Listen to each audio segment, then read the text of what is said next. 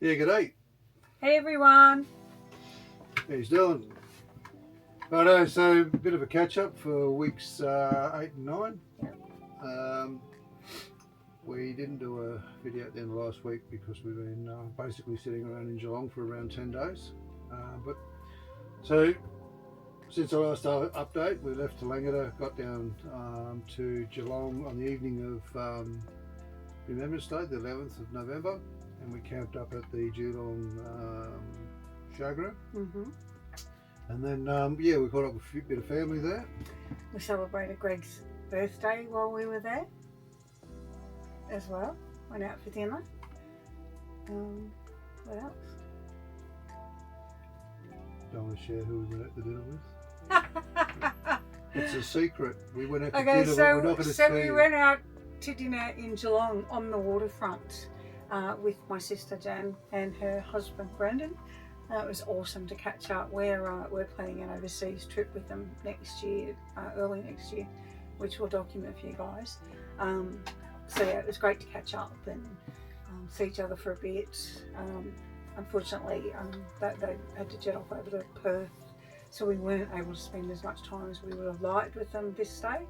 But Greg's brother and sister-in-law are also down in Geelong, so we're able to spend a fair bit of time bothering them, which was great. Yeah, so brother Steve and his wife Rose, they're moved over from King Island where they lived for many years, and they've now taken up residence in Geelong. We've got to spend a bit of time with those guys. It's really good.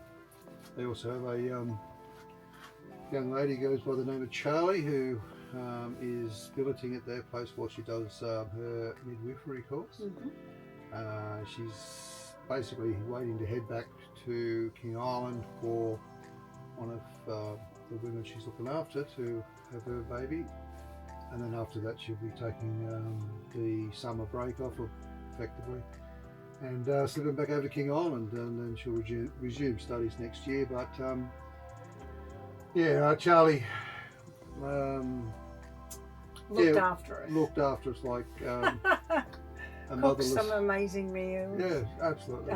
Sweets. Yeah. So she's a good girl, and a lot of fun. So it was great to have her there looking after us. Other than that, we just did a bit of pottering around. We did see bits and pieces around Geelong, but not a lot. Did a little bit of shopping. Spent a bit of time on stage 2, which is the secret. Coming soon. But you'll see more about stage 2 in a little while. Just got to get some stuff sorted out. But yeah, we'll be launching into stage 2, which is really exciting. Super looking forward to that. So it's coming. Other than that, we did do a bit of work on the van. Now, I'll do a separate video because I don't want to mix our travels and stuff up with too much technical nonsense, but I'll do a separate video on what I did, but basically put some more protection underneath the van because we enjoy getting off sealed roads a lot. The undercarriage and the underside of the van can actually cop a fair bit of stick and basically damage, knock it around. So we did a bit of that sort of stuff, so I might flick a photo or two or something up in the clip, but I'll do a separate video on it for you guys. But anyway, so it was a pretty casual, very lazy, really. At the end of the day, we just kicked back, and it's probably the longest we've been on one spot since we left Sandy Hollow. Again, the weather was horrible the whole time we were here. It was either cold and raining, or cold and windy, or just cold. So trying to do a bit of work on the vehicle and whatnot. You just get everything set up and you just start on it, then the rain would blow over, so you have to cover everything up, and then you'd no sooner get that done and then it'd come out clear again. Anyway, enough of that. That's life, and we are still extremely lucky to be able to do this. So. Beats the hell out of having to go to work every day, I'll give you the tip. So look, we're really happy with that. So just on that, we stayed at the Geelong Showgrounds. Because it's peak season, we paid $45 a night, so $450 to stay there for 10 nights. that was hooked up to power and water. They had a dog event on the first weekend we were there, so we had to swap sites once because they were completely filled to capacity. It wasn't too bad. Definitely not one of the best showgrounds we've been to, but I mean, still ticked all the boxes. Had the amenities, no laundry facilities, but they had a dump point. So. Definitely functional. Yeah. Dump point, as Chris just said. Showers and toilets that did what they're supposed to do. Yeah, look, it's certainly we've been at better caravan parks, but it did the job. It was secure, easy to get to, and it was central to a lot of stuff we were doing. So for that reason, pretty good. The staff there were lovely when we had to sort of move us around a little bit with the dog show being on, but certainly they were lovely to talk to, and they went out of their way to do what they could. Instead of having to move a couple of times, they actually necked it down to once, and we're super keen to help. So yeah, good guys. Yeah, we actually had to ring them. We tried booking online as we were driving down, by the way. Last minute, we thought, yep, no worries at all. Well, there'll be plenty of room at the showground, and it wouldn't allow us to book online because we wanted 10 continuous days. So we rang them, and the lady in the office was great. She explained that they had a big event on, and that if we were happy to move once or twice, that they could find room for us. So yeah, really good in that respect. Yeah, absolutely fantastic. And the location was great. I mean, we were 10 minutes from Geelong waterfront, 10 minutes from Grace Brother. Yep. So, yeah. Really good. Anyway, so then we packed up there yesterday morning.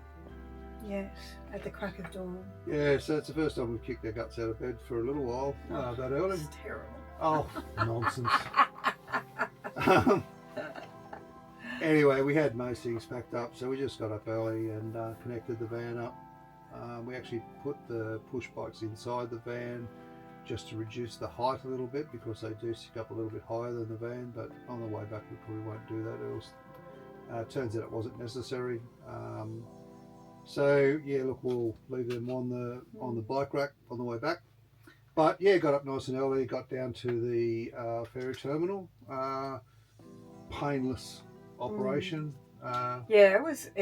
I had been stressing. We booked it really early, I think about 5 months ago. So I've been counting the days down. And as we got closer and closer, I started to panic. One, because I suffer horrendous motion sickness, and secondly, because Miss Charlie has terrible anxiety, and we just didn't know how she was going to cope.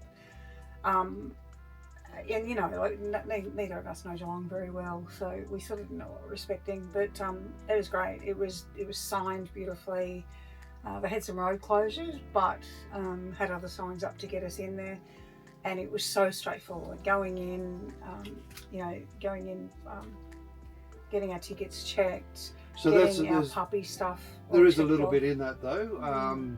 We certainly read the instructions on the website for pre-boarding. Yep. So we'd ensured that we didn't have any of the quarantine items that they list. They're very specific with it. All we did is went through the van and the truck, because we obviously have extra fridges and whatnot. But went through the vehicles and made sure we didn't have any of the items that they didn't want due to quarantine reasons. With Charlie, there's a set of instructions around taking dogs over to Tasmania. Again, very, very specific. Yeah, there's a tapeworm that some medications don't kill. So they're very specific about medication that targets this, that specific tapeworm, and it needs to be administered no more than 14 days out from sailing. You need to show them a package, the package that it came in and the date that you purchased, so a receipt or a vet consult bill or something like that, just to show that you've done it. Other than that, they were fantastic. They were... Paperwork? Sorry? Paperwork. We had to fill out a quarantine form, which they sent a day or two before, and we had to have that back. I had to have that at check-in. They were really, really great, and they all loved Charlie, so made a big fuss about her. So it was nice. But again, it's about just being ready. So the 5 P's, prior preparation prevents piss poor performance. We were careful to make sure we had, as I said, the quarantine items eliminated from our setup. Charlie's paperwork and the instructions required there were all done. And basically, when you go through the quarantine, all we did was just make sure that we were open and transparent, and any information that they wanted, we just made sure to work with those guys. Really simple. It's not like they're some sort of foreign border guards during the war. The guys have got a job to do. They're trying to get through all the vehicles as quickly as they can. So just get yourself set up, and you can get processed really quickly. It was a painless exercise. It was amazing to me how quickly there was so many cars, caravans, buses, the whole lot ahead of us. Even though we were there fairly early in the lineup, but it amazed me. Once it started, before I knew it, we were up on deck. Up in the parking. Yeah, so basically once you travel or drive around up and onto the Spirit of Tasmania one, we drove in there in the garage. They're all direct you where you need to go, parked it up, basically got out, locked it up, grabbed Charlie. We were close to the kennels because anyone that's got the dogs, they put them on the decks near the kennels. So we went over there. We were one of the first to get Charlie in that section. But as we were walking away, there were more dogs coming in to go into their little kennels. Look, clean, tidy, worked well. The large staff kennels.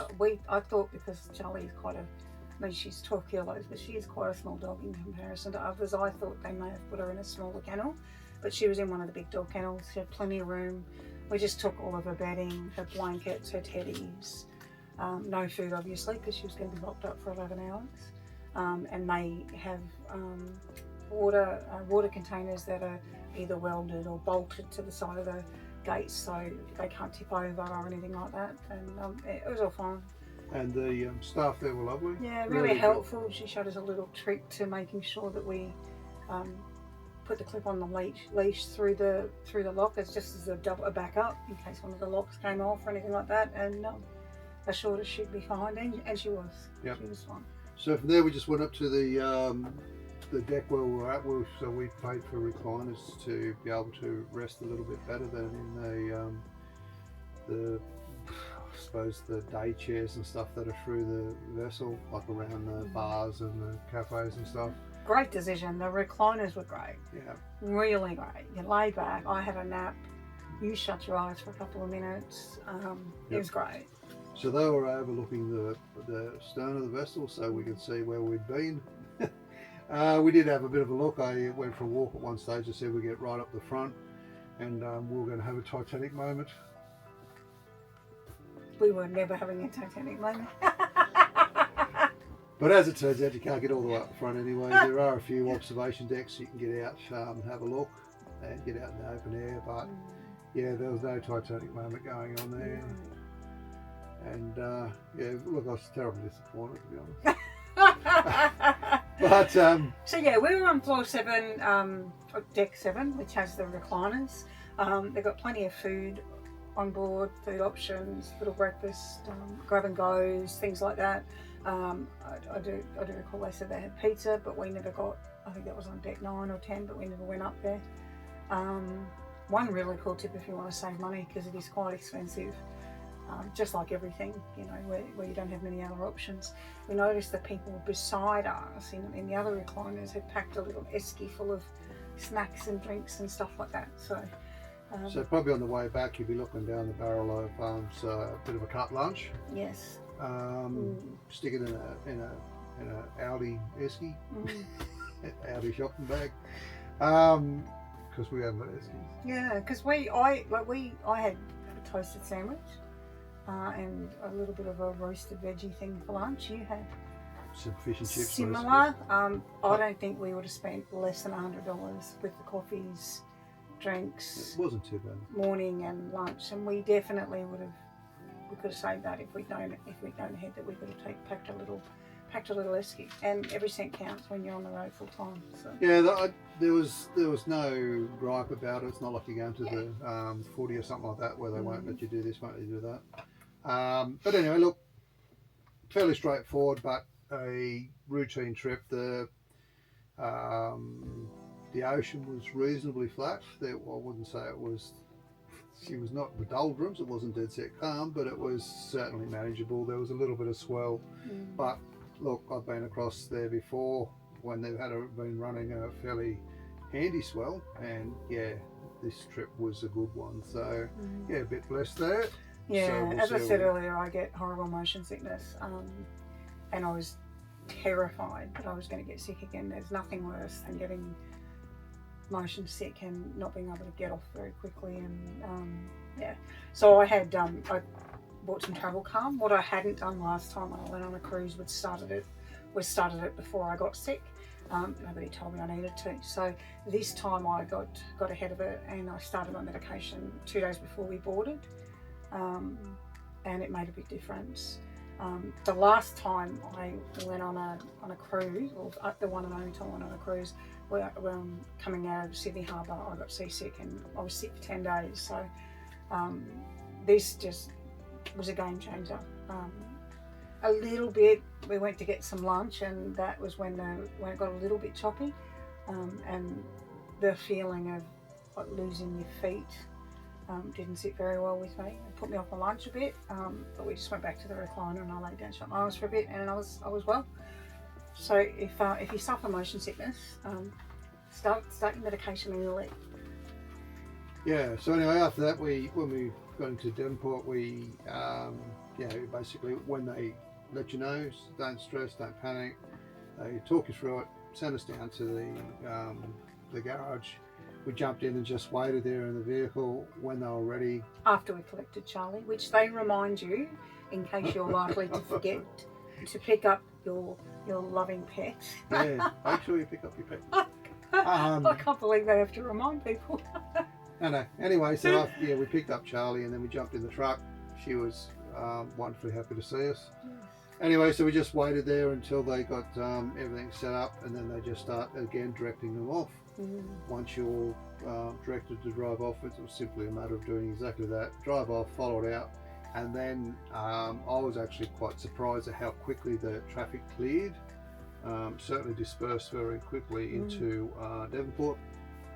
We didn't actually stop there. We drove up to Ulverstone, sorry, where we pulled up for a free camp for the night. I had heard mention on quite a few Facebook chats about a free camp that was just outside of Devonport, or a couple of minutes away from where you dock. But I use Wikicamp and I couldn't find it, so our next closest was Ulverstone.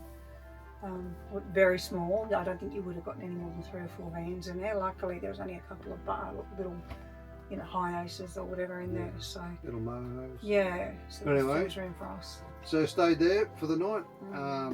So that's about where we brought up to for this wrap up. It's been a slow sort of a fortnight, but it's been relaxing as well. So looking forward now to getting around Tasmania and really starting to show you guys some of the beautiful scenery that's down here. So we're looking forward to that. So give us a week and we'll put up another update. So should be good. Can't wait. Alright guys, we'll see you around the traps. Stay safe.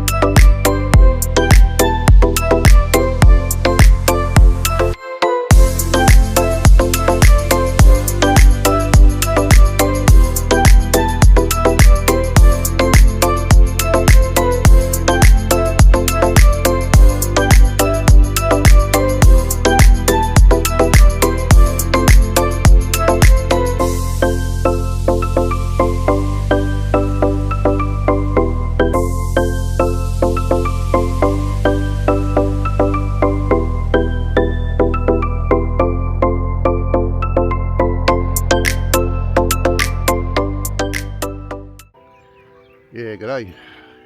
I don't know what sort of time I call this, but we're up good and early today to get ourselves hooked up and get down to the ferry terminal where we're going to board the Spirit of Tasmania. We're going to go to Taswegia. So yeah, looking forward to it. I don't know if Miss Charlie is, but yeah, right, we're into it. Righto guys, let's get this thing show on the road, shall we? Catch you around the traps. Yeah, g'day. Morning everyone. Righto, so we're just got an early start. We're heading down to the docks. We're going to load onto the Spirit of Tasmania and predictably go to Tasmania. At the roundabout, take the We're all very excited, a little bit scared. I get seasick. I'm taking some tablets, so I'm hoping that's not the case. And Miss Charlie gets really anxious. So we've done all we can, and I've given her some medication to make her a little bit drowsy. And yeah, let's hope that works. Hey Charlie. 450 metres. At the roundabout, take the third exit on.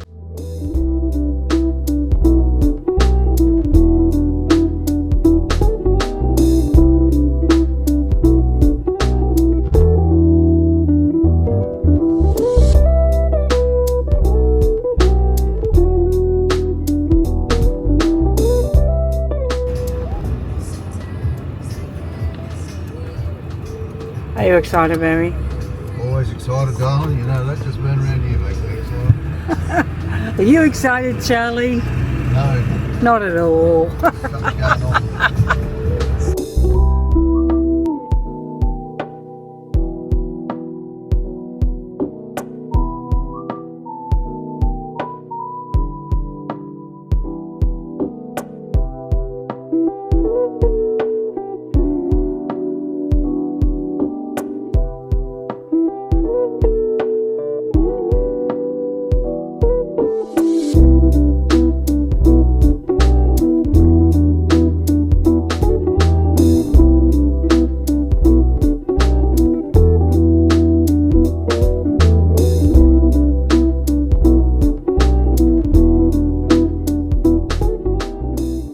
Just gone through quarantine. Not allowed to record or anything in quarantine, and now we are waiting in a lineup, which is